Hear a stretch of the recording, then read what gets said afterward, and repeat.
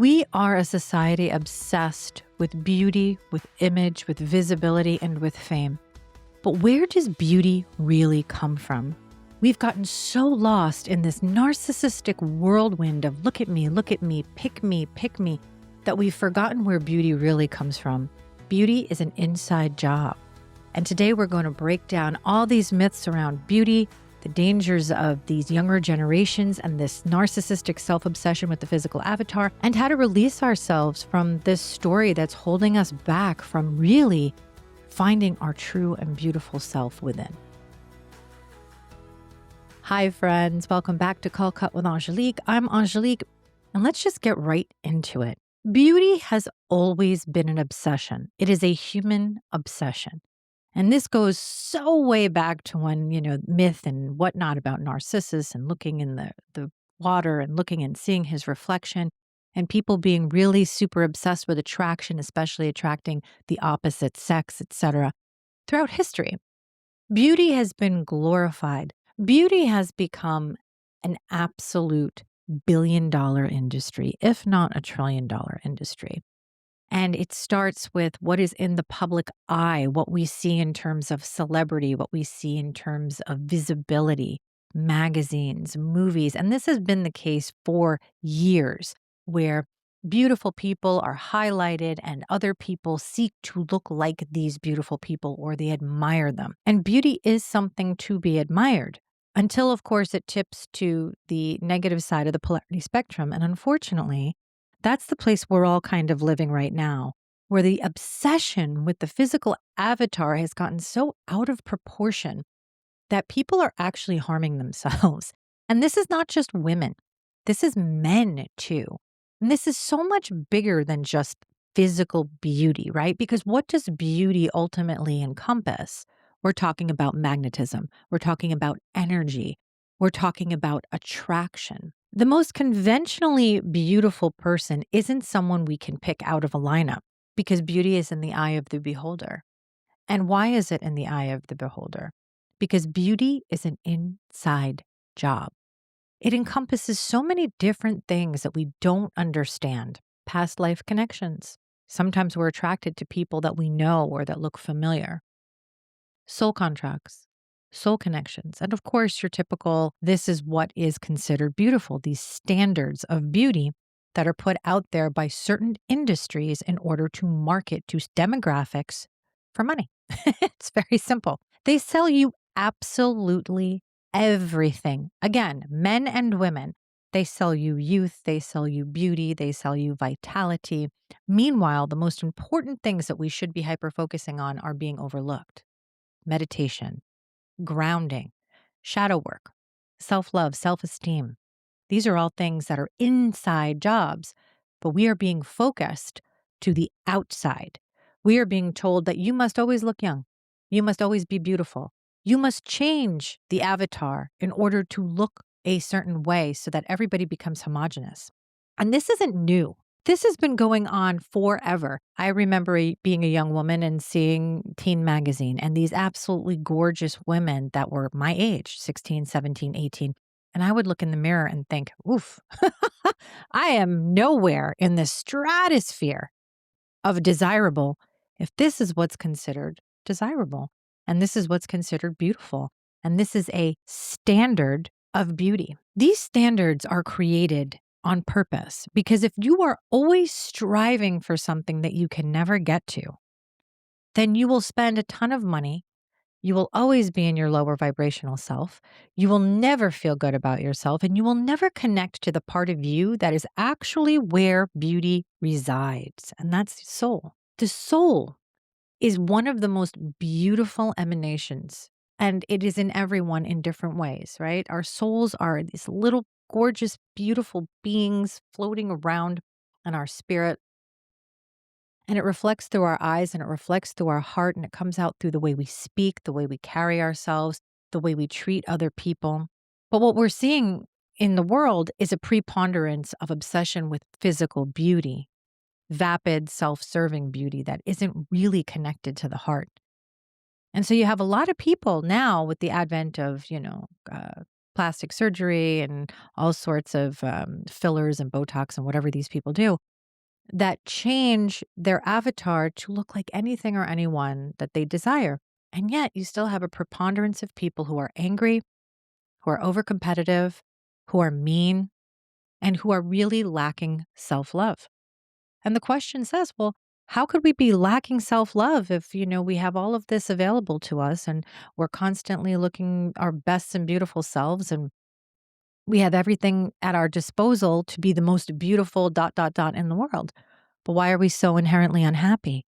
Why are people still attacking people online for their looks? And I see this all the time. By the way, I see women especially attacking other women. Oh, you could use some Botox, or you can use this, or I'm natural and so therefore I'm better than you. I mean, it's unbelievable and it's toxic. All of it is toxic. What truly makes a human being beautiful has nothing to do with what you look like. And I know this is a wild concept, especially for the younger generations, but you have to hear me out on this one. Beauty is 100% an inside job. It is not your jawline. It is not your aquiline nose. It is not your overfilled lips. It is not your eye color changing or your body changing. It is your essence. It is your aura. It is your being. I will tell you, having been in the film industry for a long time and having walked in rooms and seen some of the most beautiful people in the world, and the minute they open their mouths, you're like, oh, okay, maybe not. And then conversely, I have met someone that is not traditionally beautiful, but the minute they open their mouths, they become the most beautiful human being on the world. They're kind, they're thoughtful, they're empathetic. They don't live in the world of me, me, me. They don't live in the world of self-obsession. It's not to say they don't take care of themselves. You can absolutely take care of yourself. But when you take care of yourself to the point of self-obsession, meaning that all you do all day long is worry about the avatar and you don't take any consideration to your inner world, then it's really hard to connect with true beauty, magnetism, and energetic essence because those things come from within. They are not without. You can buy all of these products. You can go to a plastic surgeon. You can do all of this, but it's not going to change a couple of different things that are going on the inside. And here's the strange paradoxical nature of reality that always has me going, aha, because the minute you see it, you can't unsee it. Anyone who is obsessed with their beauty consistently will always be chasing something they do not have because inside they do not feel good about themselves. So even if you're out there like, oh my God, I'm the most beautiful person in the world, but you're chasing, I'm not going to age, my hair, my this, my that. Your inner world is saying, I'm not good enough.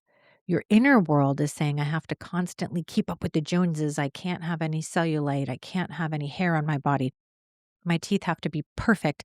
My hair has to be perfect. You're constantly chasing an illusion. And when you're chasing that illusion, it's because the inside does not believe that you are perfectly beautiful or wonderful or great as you are. And that is the hardest thing. If you put the money that you put into all of those surgeries into working on the self-love component, it's not to say that you may not want to decide to do those things. You still may want to do them, but you won't be doing them for the wrong reasons. And I feel like what I'm seeing in the world now is doing things for the wrong reason. And people will say, well, I do it for me. As long as that's true, and the only person who's going to know if that's true is you. If your self-esteem is fully intact and you say, you know what, I would like to do a little this or a little that, wonderful. But if you're doing it to get the opposite sex to like you, to fit in, to do aging prevention, this whole aging prevention is a myth. Our children are being poisoned with a lot of this garbage, and it's all taking your hard-earned money, but it's taking you away from cultivating empathy, from cultivating compassion. And you see it in the younger generations that are so self-obsessed, they don't recognize anyone in the world around them.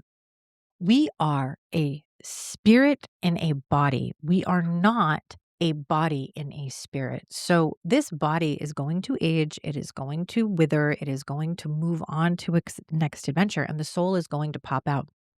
When you're here, when we have a chance to make the most beautiful version of ourselves, but we do this in the higher level vibrations.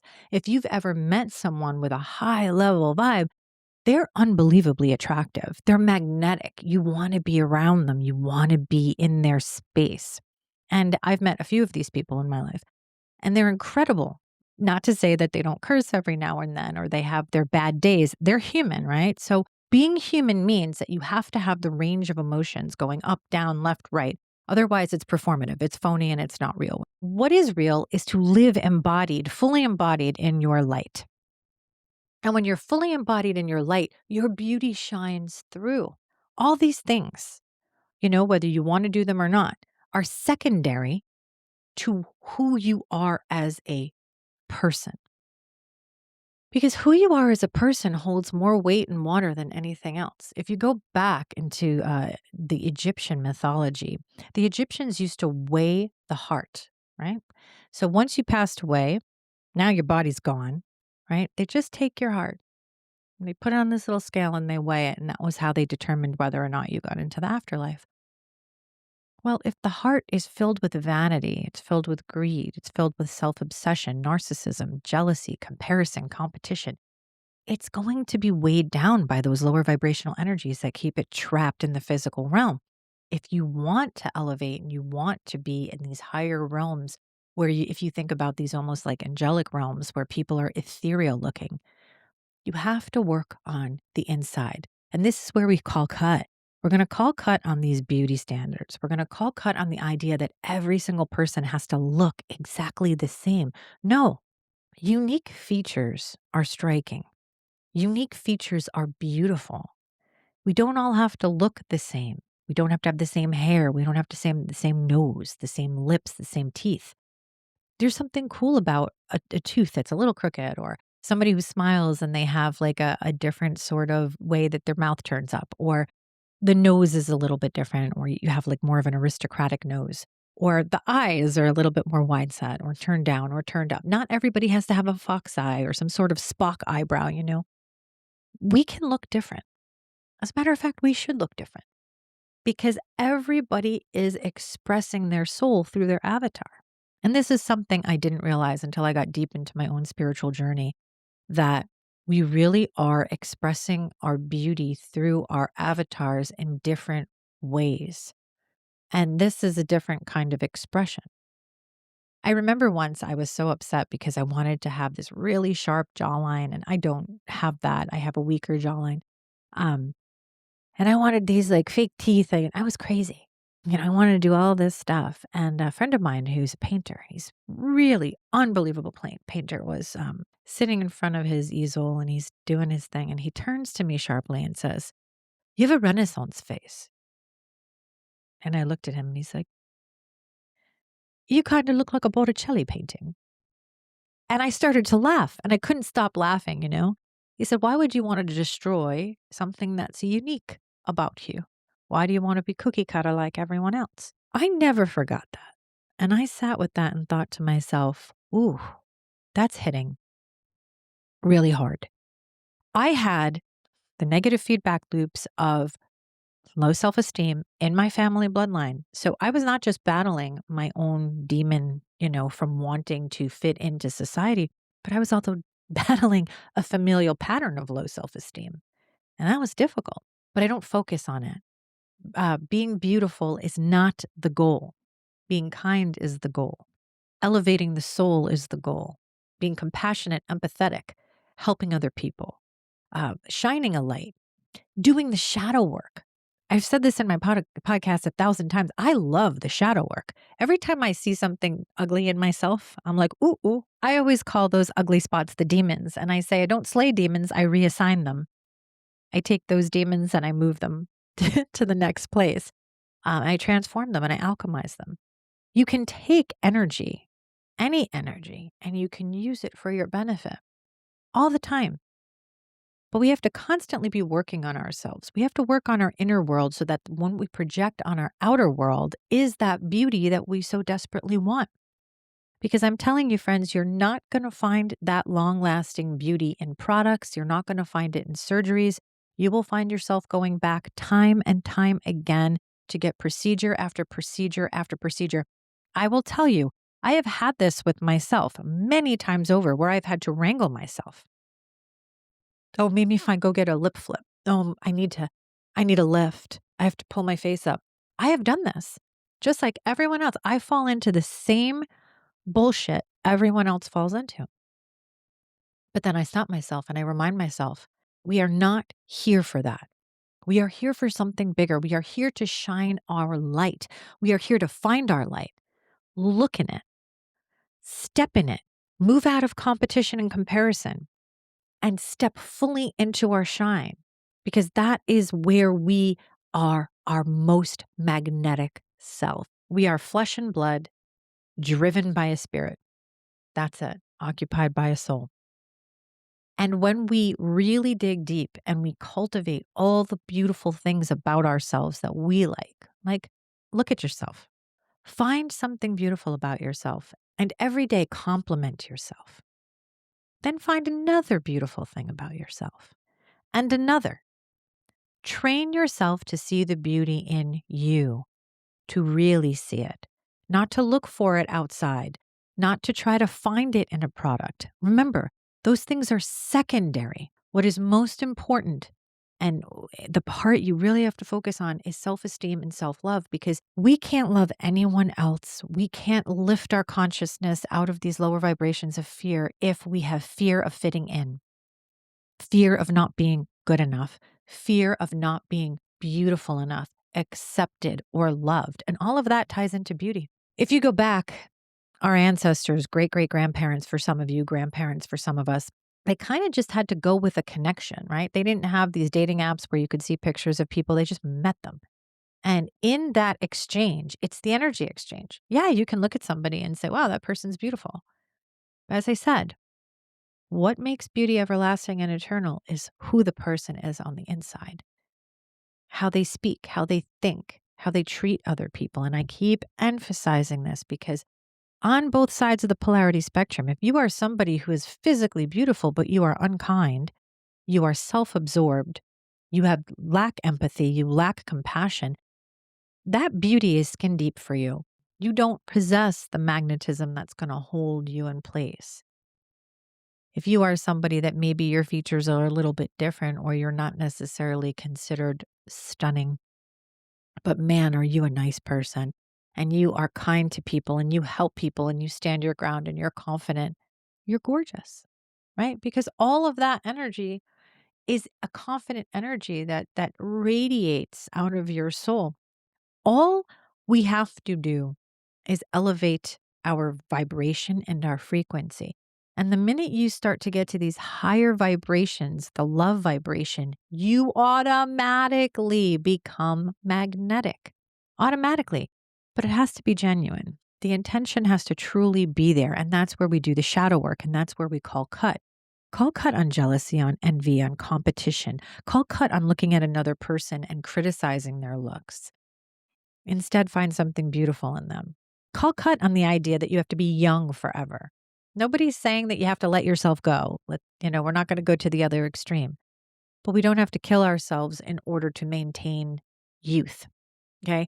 I can say this and I know I could hear my best friend screaming. I'm 46. I'm going to be 47 this year. I don't mind looking 46. I enjoy being my age. As a matter of fact, I don't really believe age is a thing because I don't believe time is a thing.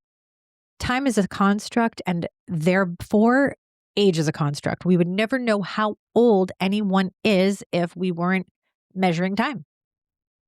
So outside of, people just morphing and changing, because the human body does morph and change as everything. If you look at Mother Earth, things morph and change. Change is inevitable. And we can accept that change without feeling horrible about it. We have to embrace where we are in the moment of our journey.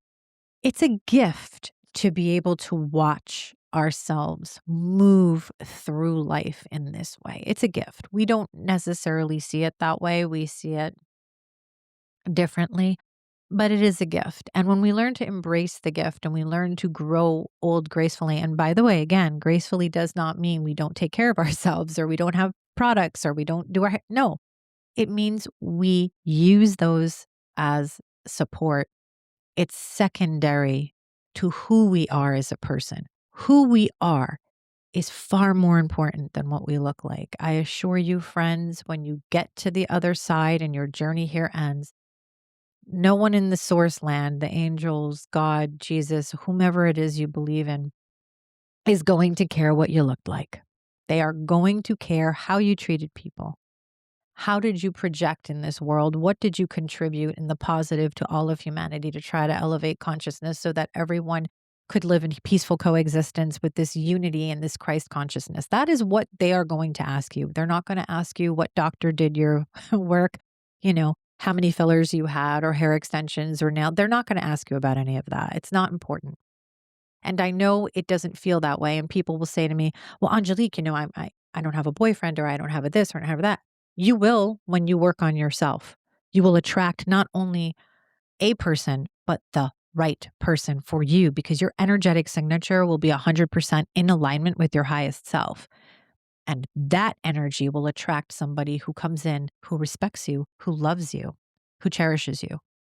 And you won't have to deal with the lower vibrational energy that comes with a more vapid, shallow sort of existence. We're all ultimately looking to be loved. But I want to tell you, and I really want to make this clear to the younger generations, you are loved. You are perfect just as you are. Work on your heart, work on your soul. Focus internal. Focus on kindness, focus on compassion, focus on empathy, focus on service to others, not simply service to self.